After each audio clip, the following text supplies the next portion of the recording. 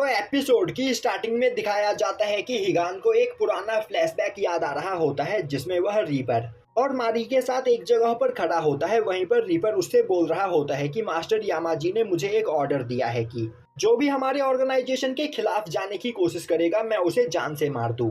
और जब से मास्टर यामाजी हमारे क्लैन के लीडर बने हैं कई सारे लोग उनका विद्रोह करने की कोशिश कर रहे हैं, इसीलिए तो उन्होंने पर्सनली मुझसे कहा है कि जो भी उनके खिलाफ जाने की कोशिश करे मैं उन्हें जान से मार दूं। और जल्द ही शायद से वह तुम दोनों को भी यह ऑर्डर देने वाले हैं। मारी बोलती है तो अब तुम यहाँ पर क्या करने वाले हो। रीपर बोलता है जो भी ऑर्गेनाइजेशन के खिलाफ जाने की कोशिश करेगा मैं उसे जान से मार दूंगा। हिगान बोलता है अगर वह तुम्हारे दोस्त या फिर साथी हुए तो भी क्या तुम उन्हें जान से मार दोगे। रीपर बोलता है हाँ, क्योंकि यह ऑर्गेनाइजेशन ही मेरा घर है और इस ऑर्गेनाइजेशन ने ही मुझे जीने की एक नई वजह दी है, तो मैं अपने निंजा ऑर्गेनाइजेशन के खिलाफ नहीं जा सकता हूँ। यह सुनकर हिगान और मारी को काफी ज्यादा बुरा लग रहा होता है क्योंकि वह लोग जल्द ही ऑर्गेनाइजेशन को छोड़कर वहां से दूर जाने वाले होते हैं। और अब रीपर सभी एग्जाइल निंजा को मारने के लिए वहां से निकल पड़ता है, जो देखकर हिगान उसे रोकने की कोशिश करता है पर मारी हिगान को वहां पर रोक देती है और उससे बोलती है कि अभी रीपर को समझ में नहीं आ रहा है कि यहाँ पर क्या चल रहा है, पर मुझे उस पर पूरा यकीन है जल्द ही वह यहाँ पर खुद ब खुद सही फैसला लेगा। अब दिखाया जाता है कि प्रेजेंट टाइम में जाए और हिगान दोनों के ही गुसोकू गियर्स टूट चुके होते हैं और अब वह दोनों ही वहां पर हैंड टू हैंड फाइट कर रहे होते हैं। वहीं पर अब हिगान रीपर के ऊपर भारी पड़ रहा होता है, जो देखते हुए रीपर अपने secret art thunder clap technique का यूज करता है। अब इस टेक्निक का यूज करने के बाद वहां पर रीपर की स्पीड लाइटनिंग के बराबर हो चुकी होती है और अब रीपर काफी तेजी से लाइटनिंग की स्पीड में हिगान पर अटैक करते हुए उसे घायल किए चला जा रहा होता है। वहीं पर वह बोल रहा होता है हिगान मुझे तुम्हारी सीक्रेट आर्ट के बारे में पता है, तुम मरकर जिंदा हो सकते हो, तो भले ही तुम यहाँ पर कितनी भी बार मरकर जिंदा क्यों ना हो जाओ, मैं हर बार तुम्हें जान से मारने के लिए तैयार हूँ। तभी हिगान भी खुद को वहां पर शांत करते हुए अपने सीक्रेट आर्ट का यूज करता है और अब वह लाइटनिंग स्पीड से उसके ऊपर अटैक कर रहे रीपर के सभी अटैक्स को डॉज करते हुए उसे घायल करने लगता है, जो देखकर रीपर को कुछ भी समझ में नहीं आता है और अब वह बोलने लगता है आखिर यह किस तरह की टेक्निक है और आखिर यह मेरी इतनी ज्यादा स्पीड को कैसे देख पा रहा है। और तभी रीपर नोटिस करता है कि वहां पर हिगान के पांचों सेंसेस पहले से 100 गुना ज्यादा पावरफुल हो चुके होते हैं, जिस वजह से हिगान रीपर के हर एक मूव को महसूस कर पा रहा होता है। यह देखते ही रीपर काफी तेजी से अपने स्वॉर्ड को उठाते हुए हिगान पर अटैक करने के लिए आगे बढ़ता है, पर इसके बावजूद हिगान उसके सभी अटैक्स को डॉज कर लेता है और अब वह एक काफी खतरनाक पंच रीपर के चेहरे पर मारता है, जिससे रीपर के चेहरे पर मौजूद मास्क टूट जाता है और अब हिगान देखता है कि रीपर का आधा चेहरा उस जगह पर जला हुआ होता है। अब रीपर को याद आता है कि जिस दिन हिगान और मारी रीपर को अकेला उस जगह पर छोड़कर वहां से चले गए थे, उसी दिन निंजा ऑर्गेनाइजेशन के हायर अप्स ने रीपर को अपने पास बुलाया था और वह सभी लोग रीपर के ऊपर बहुत ही ज्यादा गुस्सा थे क्योंकि रीपर ने एग्जाइल निंजास को वहां से जाने दिया और उन्हें रोकने की कोशिश नहीं की। इसके पनिशमेंट के तौर पर वह रीपर के चेहरे पर यह निशान बना देते हैं, जिससे आगे से कोई भी निंजा उनके क्लैन के रूल को तोड़ने की कोशिश ना करे। अब यह याद आते ही रीपर को बहुत ही ज्यादा गुस्सा आता है और अब वह गुस्से में लगातार हिगान को मारने लगता है। वहीं पर हिगान यह सब देखकर काफी ज्यादा परेशान हो चुका होता है। तभी रीपर नीचे गिरे हुए अपने स्वॉर्ड को उठा लेता है और बोलता है हिगान मैं तुम्हें जिंदा नहीं छोड़ूंगा। पर हिगान रीपर के अटैक्स को डॉज करते हुए उसके स्वॉर्ड को पकड़ लेता है, पर रीपर काफी तेजी से अपने स्वॉर्ड को मोड़ते हुए हिगान के गले के पास ले जाता है और बोलता है हिगान तुम एक एग्जाइल निंजा हो और एग्जाइल निंजा को यहाँ पर जीने का कोई भी हक नहीं, तो मरने के लिए तैयार हो जाओ। पर हिगान उसके अटैक से बच जाता है। अब यह देखकर रीपर लगातार हिगान के ऊपर अटैक करने लगता है। वहीं पर हिगान उसके सभी अटैक्स को डॉज कर रहा होता है। वहीं पर रीपर बोल रहा होता है कि हिगान यह सब कुछ तुम्हारी वजह से हुआ, तुमने हमारे क्लैन के रूल्स को तोड़ा, तुमने हमारी दोस्ती को खत्म कर दिया। अगर तुम हमारे क्लैन को नहीं छोड़ते तो आज हम तीनों यहाँ पर एक साथ होते और मारी जिंदा होती। हिगान बोलता है हमारा क्लैन पहले की तरह नहीं रहा था, पर तुमने कभी ध्यान ही नहीं दिया कि यामाजी ने धीरे धीरे करके हमारे क्लैंस के सभी रूल्स को बदल दिया और जो बात तुम इतने सालों में नोटिस नहीं कर पाए वह मैंने और मारी ने उसी दिन नोटिस कर लिया था जिस दिन यामाजी ने नए रूल्स को लागू किया था। इसीलिए उस बेकार के रूल्स को फॉलो करने के बजाय हमने निंजा क्लैन को छोड़ना सही समझा। रीपर बोलता है मुझे इससे कोई फर्क नहीं पड़ता और यह बोलते हुए वह काफी तेजी से अपने स्वॉर्ड के साथ हिगान के ऊपर अटैक करता है, पर हिगान अपने एक ही पंच में उस स्वॉर्ड को तोड़ देता है और अब वह काफी तेजी से रीपर को वहां पर मारने लगता है। तभी रीपर हिगान का हाथ पकड़ते हुए बोलता है, हिगान तुमने मुझे धोखा दिया है। तुमने और मारी ने मुझसे प्रॉमिस किया था कि तुम मेरा साथ कभी नहीं छोड़ोगे और हमेशा मेरे साथ रहोगे, पर तुम दोनों मुझे वहां पर छोड़कर वहां से भाग गए। तुम दोनों ने हमारे प्रॉमिस को तोड़ दिया और तुमने मुझे भुला दिया। मैं तुम्हें कभी माफ नहीं करूंगा। अभी रीपर देखता है तो हिगान के कंधे के ऊपर उसी कप का निशान बना हुआ होता है जिस कप के अंदर उस रात उन तीनों ने एक साथ बैठकर साके पिया था। अब हिगान बोलता है, मैंने और मारी ने अपने कंधे पर यह निशान इसीलिए बनाया था जिससे हम तुम्हें कभी ना भूले। हमने कभी भी तुम्हें अकेला नहीं छोड़ा, बल्कि तुमने हमारा साथ छोड़ दिया था। हमें ऑर्गेनाइजेशन के अंदर रहना मंजूर नहीं था, पर तुम ऑर्गेनाइजेशन के लिए कुछ भी करने को तैयार थे। इसीलिए हमें तुम्हें पीछे ही छोड़कर वहां से आगे निकलना पड़ा। तभी रीपर अपने बगल में पड़े हुए स्वॉर्ड को उठाते हुए काफी तेजी से उससे हिगान के ऊपर अटैक करता है और वह स्वॉर्ड हिगान के कंधे में दे मारता है। तभी हिगान रीपर के पास आते हुए बोलता है, रीपर तुम मुझे नहीं रोक सकते हो। हमारा निंजा ऑर्गेनाइजेशन अब पहले वाला ऑर्गेनाइजेशन नहीं रहा, तो जब तक मैं इस नए ऑर्गेनाइजेशन को डिस्ट्रॉय करके इसके हर एक मेंबर को जान से नहीं मार देता, तब तक मैं यहाँ पर नहीं रुकूंगा। और तुम यहाँ पर इस ऑर्गेनाइजेशन को प्रोटेक्ट करना चाहते हो और मैं इस ऑर्गेनाइजेशन को डिस्ट्रॉय करना चाहता हूँ, तो फिर क्यों ना हम इसका फैसला यहाँ पर फाइट करके करें। उसी तरह फाइट जिस तरह फाइट हमने पहली बार मारी के कहने पर किया था, और जो इस फाइट में जीतेगा उसी की आइडियोलॉजी को माना जाएगा। यही हमारा निंजा रूल है ना। इसी रूल के हिसाब से फाइट करने के लिए मैं आज तुम्हारे पास यहाँ पर आया था। यह बोलते हुए वह लगातार कई सारे अटैक रीपर के ऊपर करता है, जिससे रीपर की वहाँ पर हालत खराब हो जाती है। अब हिगान रीपर के पास जाते हुए बोलता है, तुम फाइट हार चुके हो। तभी रीपर बोलता है, अब तक मैं यह फाइट नहीं हारा हूँ। अब हिगान बोलता है, रीपर मारी ने एक दिन मुझसे कहा था कि अगर तुम हम दोनों को मारने के लिए आओगे तो वह तुमसे बिना फाइट किए मरने के लिए तैयार होगी, क्योंकि वह तुम्हारी फीलिंग को समझ सकती है। पर वह यह चाहती थी कि तुम रैन को ना मारो, क्योंकि हमारा बेटा रैन एक सबूत था कि हमारे जैसे निंजा भी अपनी लाइफ में आगे बढ़कर अपने फैमिली को बसा सकते हैं। अब यह सुनकर जाए को वहां पर एक झटका लगता है और अब वह नीचे गिरकर बेहोश हो जाता है, जो देखते हुए हिगान बोलता है, जाए सब कुछ खत्म होने के बाद मैं दोबारा तुमसे मिलने के लिए आऊंगा, जिसके बाद हम इस मैटर को खत्म करेंगे। अब हमें दिखाया जाता है कि उस ट्रक के अंदर जेसन बैठा एमा के कंप्यूटर को हैक करने की कोशिश कर रहा होता है, पर उस लैपटॉप को बस एमा के फिंगरप्रिंट से ही खोला जा सकता है।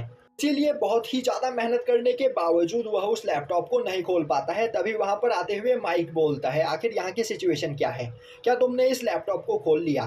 जेसन बोलता है, नहीं, यह बहुत ही ज्यादा मुश्किल है। मैं पिछले कई घंटों से यहाँ पर यह करने की कोशिश कर रहा हूँ, यहाँ तक कि मैंने चारों ओर एमा के फिंगरप्रिंट्स भी ढूंढने की कोशिश की, पर मुझे किसी भी जगह पर एमा के फिंगरप्रिंट्स नहीं मिले जिसका यूज करते हुए मैं इस लैपटॉप को खोल सकूं।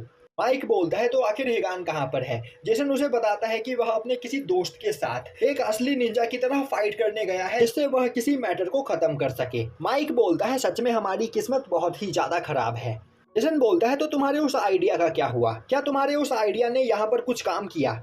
माइक बोलता है, नहीं, हमारी सिचुएशन यहाँ पर और भी ज्यादा खराब हो चुकी है, क्योंकि एफबीआई के लोग जल्द ही हमें ढूंढते हुए यहाँ पर पहुंच जाएंगे। तो जल्द से जल्द इस लैपटॉप को ऑन करो, हमें पूरे के पूरे डाटा को यहाँ पर लीक करना होगा। तो जल्द से जल्द इस लैपटॉप को हैक करके आउजा के डाटा को यहाँ पर लीक कर दो। जेसन बोलता है, मैं यहाँ पर सब कुछ करके देख चुका हूँ, पर मुझे कुछ भी नहीं मिला। बस मुझे यहाँ पर एमा के एक फिंगरप्रिंट चाहिए। अगर मुझे एक फिंगरप्रिंट मिल जाता तो मैं यहाँ पर इस लैपटॉप को खोलकर डाटा को लीक कर सकता था। तभी माइक गुस्से में चिल्लाते हुए बोलता है, तुमसे एक काम ठीक से नहीं हो सकता है। यह सुनते ही जेसन बोलता है, आखिर तुम मुझ पर क्यों चिल्ला रहे हो? सच बात तो यह है कि हमारे उस घटिया प्लान की वजह से हम लोग यहाँ पर फंस चुके हैं और अब तुम अपना गुस्सा मुझ पर निकाल रहे हो। खैर जाने दो, अब हम यहाँ पर कुछ भी नहीं कर सकते हैं, तो क्या तुम ड्रिंक करना चाहोगे? यह बोलते हुए वह माइक की ओर अल्कोहल को पास करता है। तभी माइक को याद आता है कि उसने अपनी डॉटर के द्वारा बनाया गया ड्राइंग एमा को दिखाया था, तो उस ड्राइंग के ऊपर जरूर एमा के फिंगरप्रिंट्स होंगे। दूसरी ओर हमें आउजा कंपनी के हेड को दिखाया जाता है, जो यामाजी के पास कॉल करता है और अब वह बोलता है, मैं गलत टाइम पर तुम्हारे पास कॉल कर रहा हूँ, पर मैं यहाँ पर तुमसे कुछ बहुत ही ज्यादा इम्पोर्टेंट बात करना चाहता हूँ। क्या तुम्हें याद है जब तुम्हें पहली बार डिफेंस सिक्योरिटी ने मुझे मेरे बॉडीगार्ड के रूप में हायर किया था, तब तुम्हें देखकर मुझे बहुत ही ज्यादा अजीब लगा था, पर फिर तुम्हारे टैलेंट को देखकर मैं बहुत ही ज्यादा इम्प्रेस हुआ और फिर मैंने तुम्हें अपना पार्टनर बनाया। साथ ही साथ मैंने तुम्हारे सभी निंजास के लिए गुसोकू गियर भी डिजाइन किए। मैंने तुम्हारे निंजा ऑर्गेनाइजेशन की पावर को बढ़ाने के लिए यहाँ पर बहुत कुछ किया, पर तुमने मुझे धोखा दिया। यह बोलते हुए वह पर्सन वहां पर उस वीडियो को प्ले करता है जिसमें यामाजी का एक साथी उससे बोल रहा होता है कि उसने सभी इंफॉर्मेशन, डाटा और गुसोकू गियर की जानकारी को अपने कब्जे में ले लिया है, जिस वजह से अब वह लोग खुद ही अपने लिए गुसोकू गियर बना सकते हैं। तो अब उन्हें आउजा कंपनी की कोई भी जरूरत नहीं। यह वीडियो प्ले करते हुए वह पर्सन बोलता है, ओल्ड मैन, तुम्हें नहीं पता कि तुमने कितनी बड़ी गलती की है, तो अब तुम्हें इसका भुगतान करना होगा। अब हमें दिखाया जाता है कि कई सारे सोल्जर्स यामाजी के टावर में पहुंच चुके होते हैं और वह यामाजी के सभी गार्ड्स को मारते हुए यामाजी के कमरे की ओर आगे बढ़ रहे होते हैं। और अब वह सभी सोल्जर्स यामाजी के कमरे के पास पहुंचकर लगातार कमरे के अंदर फायरिंग करने लगते हैं। पर तभी वह सोल्जर्स देखते हैं कि यामाजी उस कमरे के अंदर नहीं होता है और अब उनकी नज़र कमरे में रखे गए एक बॉम्ब पर पड़ती है, जो बॉम्ब काफ़ी तेज़ी से वहां पर ब्लास्ट होता है। और अब उस बॉम्ब के ब्लास्ट होते ही उस टावर में हर जगह पर लगे हुए कई सारे बॉम्ब लगातार ब्लास्ट होने लगते हैं, जिससे थोड़ी ही देर में वह टावर और उसके आसपास मौजूद सभी बिल्डिंग्स डिस्ट्रॉय हो जाती है। यह सब देखकर आउजा कंपनी के हेड का दिमाग काम करना बंद कर देता है। तभी उसके पास यामाजी का फोन आता है।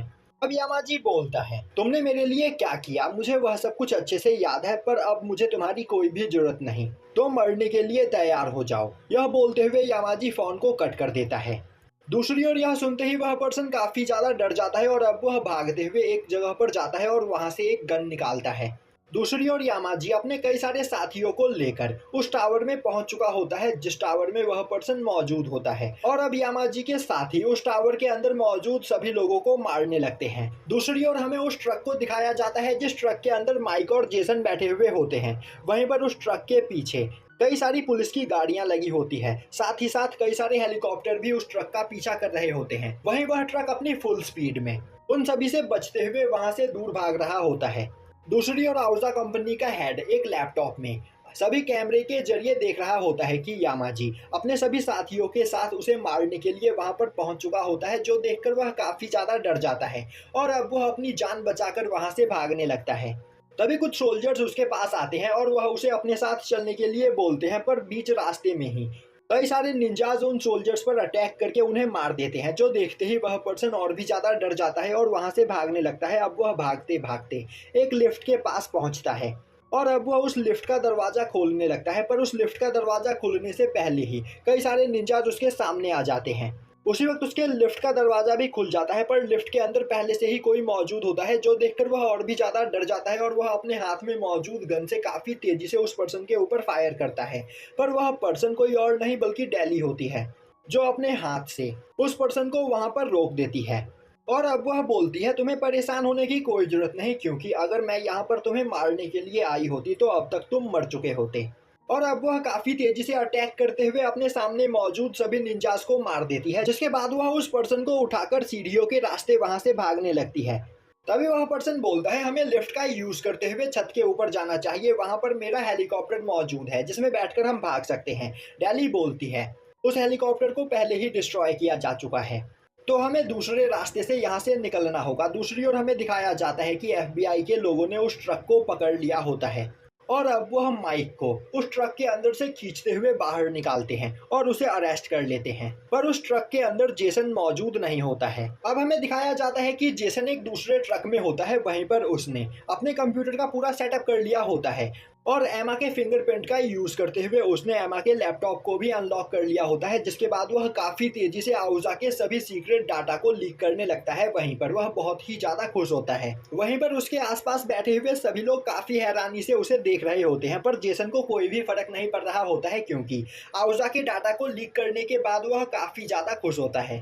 दूसरी ओर हमें दिखाया जाता है कि डेली अपने सामने आने वाले सभी निंजास को मारते हुए उस पर्सन को बचाकर वहां से भाग रही होती है। तभी यामाजी अपने साथियों के साथ वहां पर पहुंच जाता है, जिसे देखते ही डेली उस पर्सन को नीचे रख देती है और अब वह पर्सन जाकर एक जगह पर छिप जाता है। तभी यामाजी आगे आते हुए बोलता है, डेली, तो क्या तुमने भी मुझे धोखा देने का फैसला कर लिया है? डेली बोलती है, नहीं, वह तो बस यहाँ पर यामाजी के ऑर्डर को फॉलो कर रही है, क्योंकि यामाजी ने ही उससे कहा था कि चाहे कुछ भी क्यों ना हो जाए वह आउजा कंपनी के हेड को प्रोटेक्ट करे, इसीलिए वह अब तक आउजा कंपनी के हेड को प्रोटेक्ट कर रही थी। यामाजी बोलता है, तो फिर ठीक है, मैं तुम्हें ऑर्डर देता हूँ कि उस पर्सन को जान से मार दो। यह सुनते ही डेली उस पर्सन के पास जाती है और अब वह उस पर्सन का गला पकड़कर उसे उठाते हुए उसे बिल्डिंग से बाहर फेंक देती है और अब वह पर्सन काफी तेजी से बिल्डिंग से नीचे गिरने लगता है। तभी हमें दिखाया जाता है कि एक चॉपर ने उस पर्सन को वहां पर कैच कर लिया होता है और अब वह पर्सन उस चॉपर से लटके हुए रस्सी को पकड़कर उस जगह से बाहर निकल जाता है। वहीं पर खड़ा यामाजी चुपचाप यह सब कुछ देख रहा होता है। अब सीन शिफ्ट होता है और हमें दिखाया जाता है कि हिगान आराम से एक जगह पर बैठा हुआ होता है। तभी उसके पास एक बिल्ली आती है और अब वह अपना सर उठाकर देखता है तो वहां पर कई सारी बिल्लियों के साथ वह ओल्ड मैन भी आ चुका होता है। दूसरी ओर उस जगह से बाहर रीपर भी एक जगह पर बैठा हुआ होता है।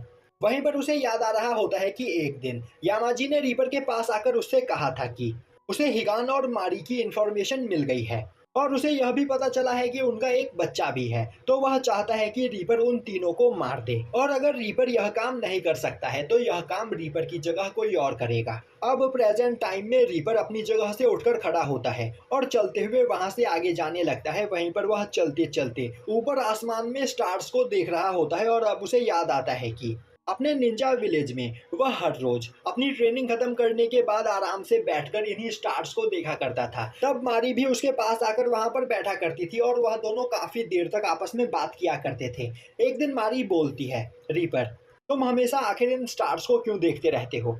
रीपर उसे बताता है कि मैं बचपन से ही इन स्टार्स को देखता आया हूँ और यह स्टार्स मुझे याद दिलाते हैं कि पहले मैं कितना ज्यादा कमजोर हुआ करता था और जब भी मैं इन स्टार्स को देखता हूँ मुझे और भी ज्यादा ट्रेनिंग करने का मन करता है क्योंकि मैं दोबारा से पहले की तरह कमजोर नहीं होना चाहता। तभी मारी बोलती है, रीपर क्या तुम्हें पता है हमारे ऑर्गेनाइजेशन में मौजूद हर एक पर्सन का पास्ट काफी ज्यादा बुरा रहा है, पर मेरा यह मानना है कि अपने अतीत के बारे में भूलकर हर इंसान को लाइफ में आगे बढ़ना चाहिए क्योंकि इसी से हम इवॉल्व हो सकते हैं। हमारे पास्ट में जो हुआ हम उसे बदल नहीं सकते और हमारे फ्यूचर में क्या होने वाला है वह हमारे हाथों में है। और अब यह बात याद करते हुए रीपर नीचे जमीन पर गिर जाता है और अब वह गुस्से में जमीन को पंच करते हुए वहां पर रोने लगता है और यहीं पर यह एपिसोड खत्म हो जाता है।